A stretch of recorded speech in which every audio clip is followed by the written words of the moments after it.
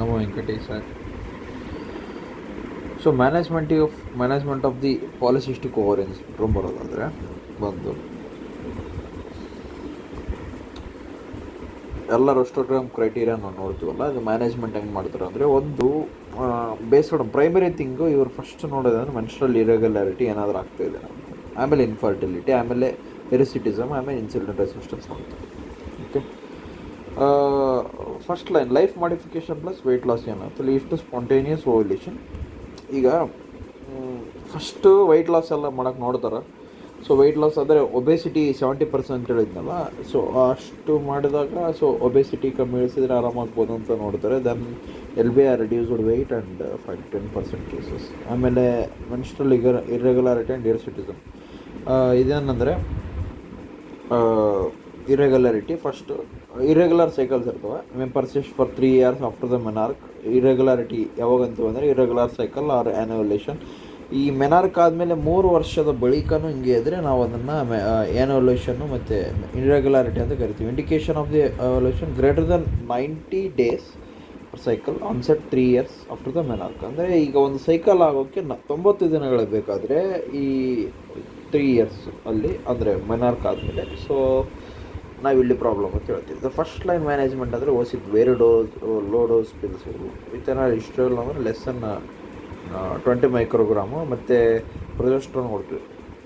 OCPC very low dose ಇವು. ಅದಾದಮೇಲೆ oestrogen progesterone ಏನು ಕೊಟ್ಟಾಗ ಏನಾಗುತ್ತೆ, LH FSH ಕಮ್ಮಿ ಆಗುತ್ತೆ.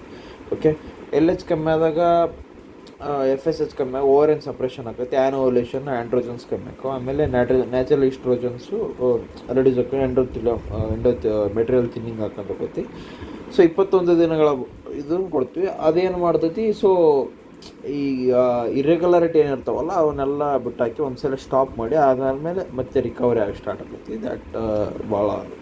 ಸೊ ರಿಕವರಿ ಆಗಿ ಸ್ಟಾರ್ಟ್ ಆದಮೇಲೆ ರೆಗ್ಯುಲರ್ ಸೈಕಲ್ ಮಾಡ್ಕೊಳ್ತೈತಿ.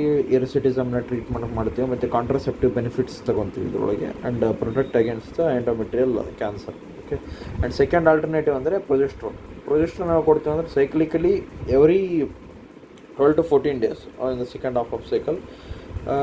ಮೆಟ್ರಾಕ್ಸಿ ಪ್ರೊಜೆಸ್ಟ್ರಾನ್ ಅಸಿಟೇಟ್ ಇದು ಕೊಡ್ತೀವಿ. ಸೊ ಅಡ್ವಾಂಟೇಜಸ್ ಇದ್ರದ್ದು ಏನಂದರೆ, ಸೈಕಲ್ನ ರೆಗ್ಯುಲರೈಸ್ ಮಾಡ್ತೈತಿ, protect the effect of the endometrium, decrease the risk of the ಹೈಪರ್ಪ್ಲೇಸಿಯಾ and the cancer, minimum days is 12 days.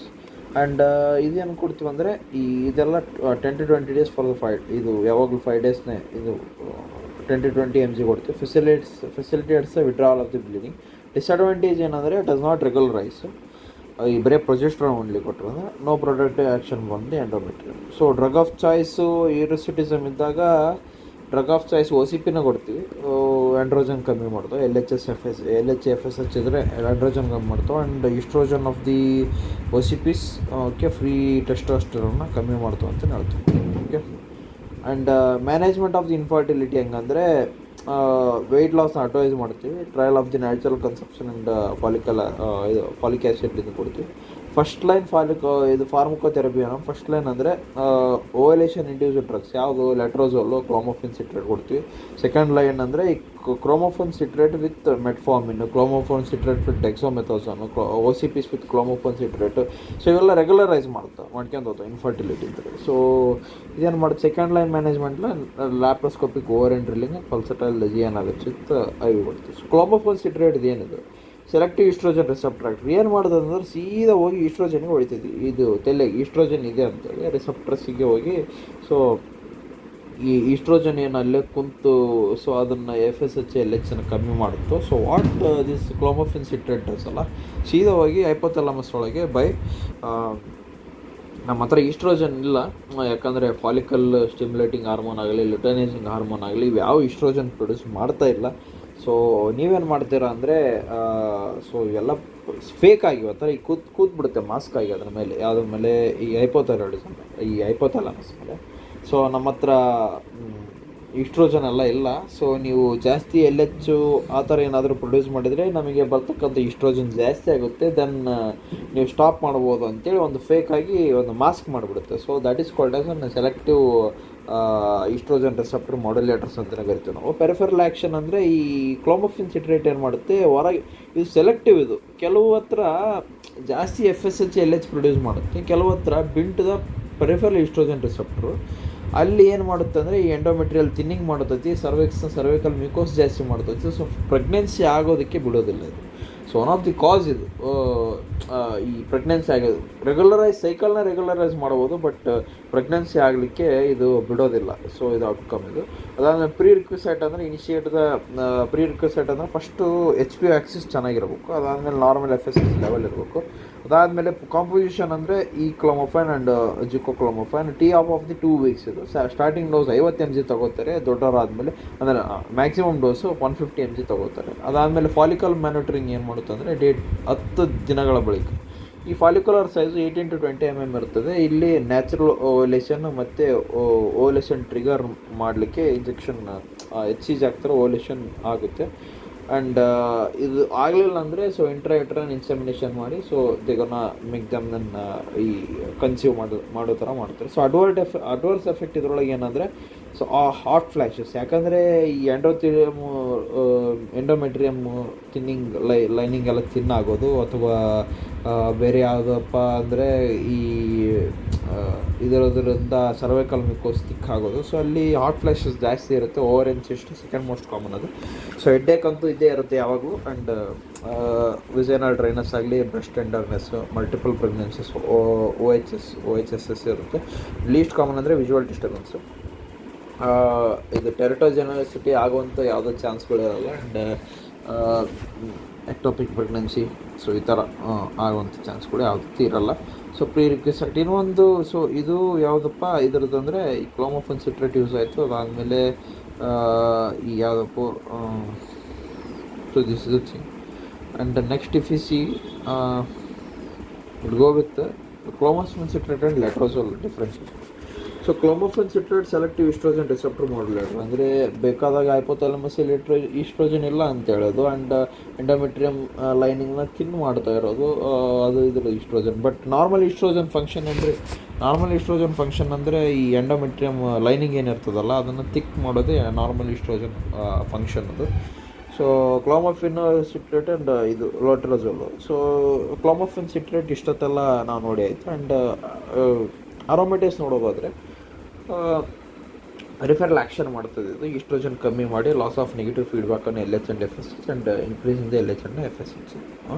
So ಈಸ್ಟ್ರೋಜನ್ನ ಅಂದರೆ ಹೊರಗಿಂದ ಬರ್ತಕ್ಕಂಥ ಈ ಫ್ಯಾಟಿಂದ ಕರಗ್ತಕ್ಕಂಥ ಈಸ್ಟ್ರೋಜನ್ನ ಕಮ್ಮಿ ಮಾಡಿ ಮುಂದೆ ಈ LH ಆ್ಯಂಡ್ FSH ಜಾಸ್ತಿ ಮಾಡಿಬಿಡುತ್ತೆ. And starting dose 50 mg and 2.5 mg ಇದನ್ನು ಕೊಡ್ತಾರೆ. ಸೊ ಜಾಸ್ತಿ ಇದು ಆಲ್ರೆಡಿ ಹೇಳಿದ್ನಲ್ಲ 50 mg minimum and 150 mg maximum ಅಂತೇಳಿ. ಇದು 2.5 7.5 ಇದೆ.